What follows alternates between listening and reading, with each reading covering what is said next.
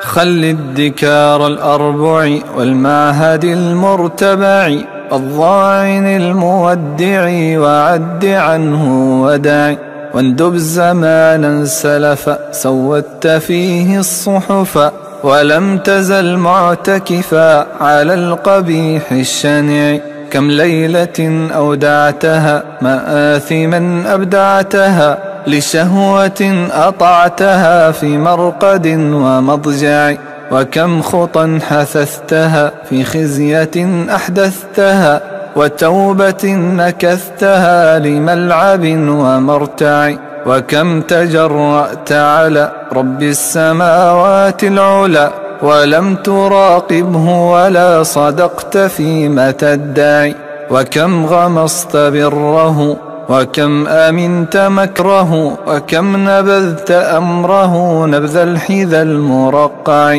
وكم ركضت في اللعب وفهت عمدا بالكذب ولم تراع ما يجب من عهده المتبع فالبس شعار الندم واسكب شآبيب الدم قبل زوال القدم وقبل سوء المصرع واخضع خضوع المعترف ولذ ملاذ المقترف واعص هواك وانحرف عنه انحراف المقلع إلى متى السهوتني ومعظم العمر فني فيما يضر المقتني ولست بالمرتدع أما ترى الشيب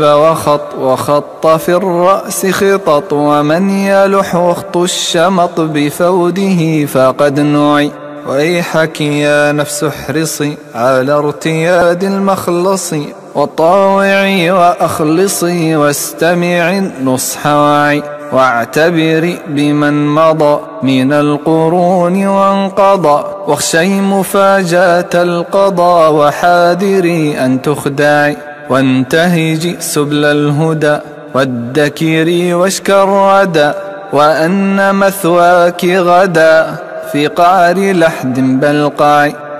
هل له بيت البلا والمنزل القفر الخلا ومورد السفر الأولى واللاحق المتبع بيت يرى من أودعه قد ضمه واستودعه بعد الفضاء والسعة قيد 3 أذرع لا فرق أن يحله داهية أو أبله أو معسر أو من له ملك كملك تبع وبعده العرض الذي يحوي الحي والبذي والمبتدي والمحتذي ومن رعى ومن رعي فيا مفاز المتقي وربح عبد قد وقي سوء الحساب الموبق وهول يوم الفزع ويا خسار من بغى ومن تعدى وطغى وشب نيران الوغى لمطعم أو مطمع